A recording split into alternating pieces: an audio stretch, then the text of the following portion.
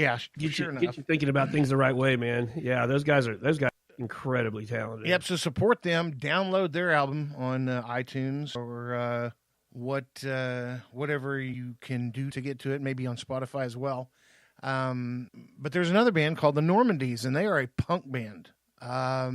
Tulsa, in its roots, back in the late 70s, had a punk scene, widely known punk scene, and this kind of still grows out of that. You know, a little bit of punk around, even when it died off here in Tulsa, just because it's kind of where the midsection of the planet had punk. Well, don't we have a pretty, or we did, I don't know if it's still around, didn't we have a pretty well-known punk label out of Tulsa? Yes, and time? I cannot remember. Yeah, I'm trying to bring the name to the forefront of my mind. I can't remember who that was. Donnie, see if you can look that up for us. Yeah. But actually, the punk scene was so big at one time, the Sex Pistols played at the Canes, and I think that was the only place they ever played in Oklahoma. Yes. Yeah, so that was a pretty happening punk scene for the Sex Pistols to come rolling through here and perform. But yeah, there was, I want to say Mohawk Music, but it might have been. I don't know, Donnie, you can find it, of course. But a lot of awards were given out. Even an award, and bless their heart, they're my favorite metal cover band. It's called Dead Metal Society. They're out of Tulsa, and they're a great show wherever they go. As a matter of fact, the drummer. That band, Jason Gilardi, he was the drummer for Caroline Spine, which was a band that evolved out of Tulsa. And another little kind of tidbit about Jason Gilardi is his mom was Annette Funicello. Was that right? Yeah. Know that? Yeah. Yep, he had his dad's name, obviously. Yeah, Annette Funicello was his mom's. Pretty cool. Wasn't she on the Mickey Mouse Club or something? She was. Yeah. And lots of movies, too. About now. Lots of movies. But anyways, they were having pictures taken of them with their award, and one of them, the award slipped out of one of them's hand, and hit the floor, and shattered into a million pieces. Oh no! Yeah. So that kind of, boy, I hit the floor, and I sat there and watched it, and I was like, wah, wah, wah. Yeah, that's unfortunate. Oh, dudes. Yeah, I don't know if they'll order a replacement or what, because I don't know how much those orders were. Shane and I were VIP that night. We got treated great. Got a swag bag. As a matter of fact, I have a couple of T-shirts for you. From my swag. They asked what size T-shirt. Oh, thank you, sir. Appreciate that. You're welcome. I have enough T-shirts. So, yeah, got a couple T-shirts and some shot glasses, lowball glass from the Canes Ballroom, which is some guitar picks, stickers and literature and whatnot. I didn't get anything from the Tiddy and Shiner show, though. We dropped the ball. Yeah, I was meaning to put some stuff in the swag bags. And so that's tall. Bad host. So, yeah. But... yeah, from everything I saw across social media, it was a huge success. Yeah, it was fantastic. So. Start to finish, it lasted about 3 hours. So it didn't take up everybody's night and didn't take up everybody's time. We still got out of there by 10 p.m. Went to the after party, like I said, with the Dixie Wrecked. And those are our boys, man. If you go into earlier podcasts, I think we talk about a joint called The Ruins. And we'll go ahead and talk about it again real quick. Out in the middle of nowhere, literally in the middle of nowhere, in a pasture. I was going to say, that's not an exaggeration at all. Yeah. There's a pasture, and in the middle of this pasture is a burned down house, barely standing up, has walls on, only part of the roof remains. The doors look like stone walls, wasn't it? Doesn't it have stone walls? Yeah. And the front door looked like it was made of charcoal. It was the coolest looking door ever. If they get rid of that door, I want that door. I don't know what I'll do with it, but I want that door. But in the middle of this house, this house is built around a pristine pool. Yeah, a really nice pool. So if you can imagine a pool in the middle of a house, and that's been burned down. Yeah. Now the pool did have a roof over it, but it was not a roof that totally included the pool. It just kept rain off into air, and the rest of the house had a tight roof. Anyways, it was a great place to go. We partied our butts off there with the band Dixie Wrecked, and I want to say Dixie every time I say the band. That was twice. A holiday for the record books, man. Oh, it was. That was Labor Day weekend, and had a ball. Yeah, that was a good time. And we won't be able to do it again this year because they're working on. Still going to be a cool place with the pool in the middle of it, but it just won't have the same exact vibe. But if the guys, the guys from that band, if they're there, that's 3/4 of the ambiance, man. Those guys are fun to hang out with. And that's what we did. Literally 16 hours a day for 3 days. We were either listening or up there playing guitar and singing. And drinking beer after beer after beer. And they had this that was made from like, I think rum was the base alcohol, but or jet fuel. Yeah, it had every fruit known to man. I even think it had some freaking pomegranate. I mean, you got to have your antioxidants, right? But right, yeah. But yeah, it was pretty tasty. Not gonna lie.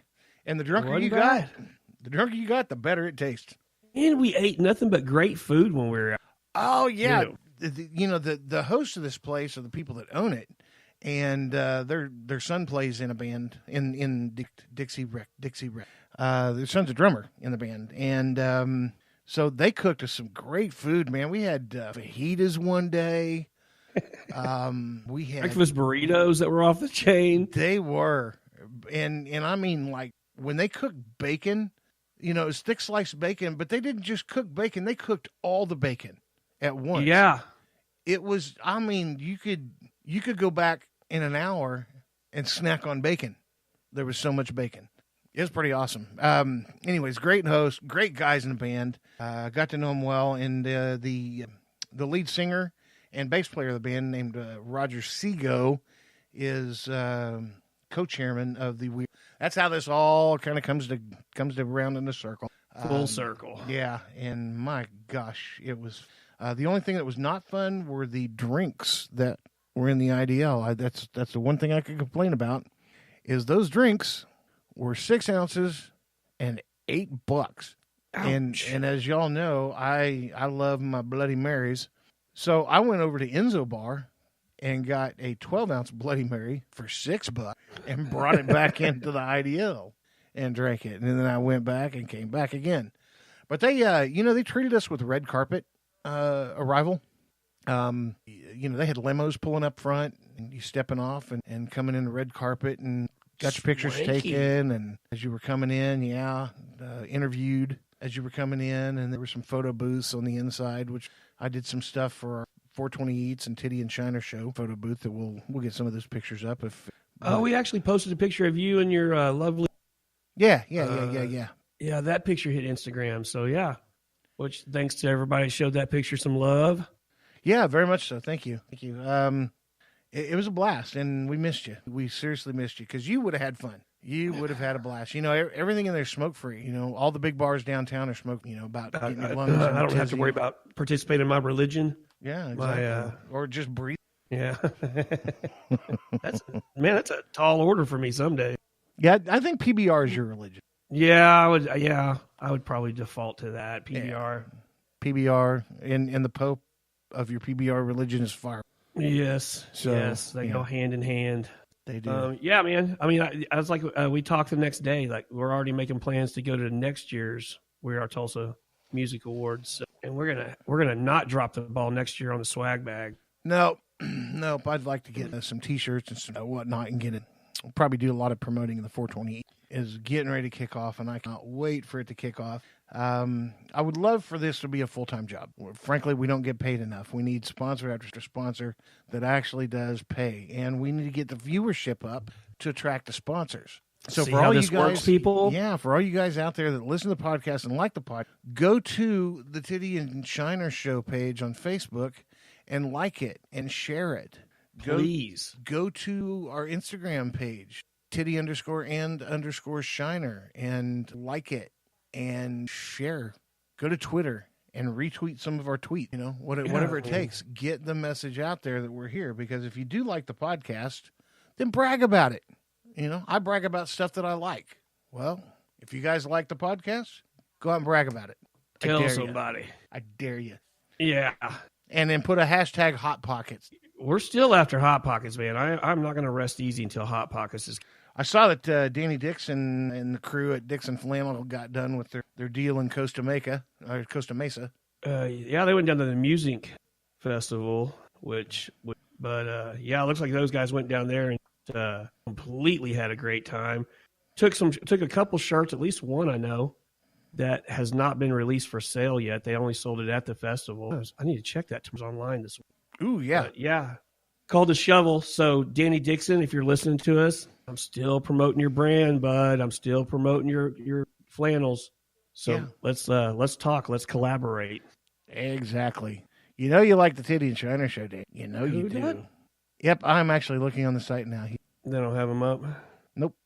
Pulled them up and I don't know why I think I'm the only one on the planet that has the Dixon app because you can't find it. Just like some of his shirts. No. Yeah. It's out there, then it's back. Yeah. I don't understand how that happened. Beats me. But I do know this. Wait, we got breaking news. We got breaking news right now. Somebody just called me. I've got some left-wing people wound up on Twitter tonight, and now we're just calling me stupid. I'll tell you what. Let's take a quick break, and when we come back, we'll see who's stupid. How about that? Okay, let's do that. We'll be back.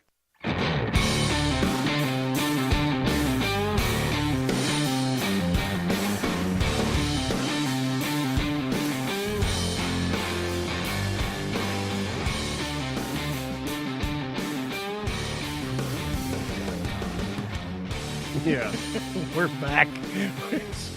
I can't help but to laugh. Oh my God. And Shiner has just broken off a big branch of the Twitter sphere. Just broke it plumb off. We were just talking about like Twitter's not our strong suit, but we may get really good. Really, we're getting ready to have a crash course in it. Word. So let me explain this. This guy, what is his name? Magic DJ1. Yeah, Magic DJ1. Yes. Yeah, he's our new buddy Rich. Rich posts this picture of Trump, and it's some kind of cartoonized picture of him.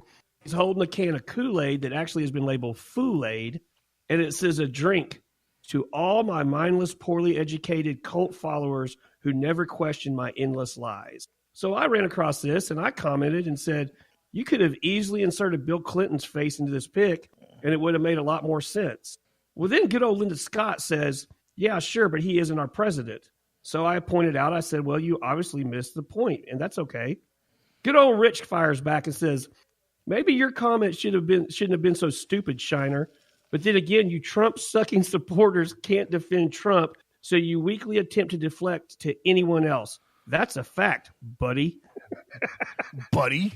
Which I commented, good one, Rich. That really put me in my place.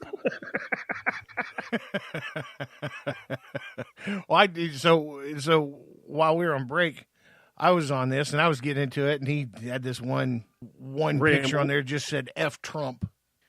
And so I got into it. I was reading a little bit about the guy and saw his birth date, and he says he's I don't know, a former Army Ranger recon specialist. Recon specialist. But you said Army, right? Yeah. Yeah, Marines have recon. Well, I mean, I'm just going by what Rich is saying, bud. Yeah, trust me, I know. I was part of a recon unit.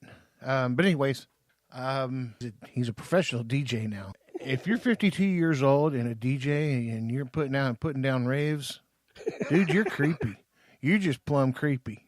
Well, his last position that he lists is he's a political gladiator. What kind of uniform do you get? Superhero? I don't know. I don't understand. Political gladiator, and then he's got the American flag emoji and the beer. Of course, a beer. And apparently, he has got a folder on his computer that is just full of memes that he's firing off like left and right. That's how he's replying to everything I say. He's also coined the term Trump flake.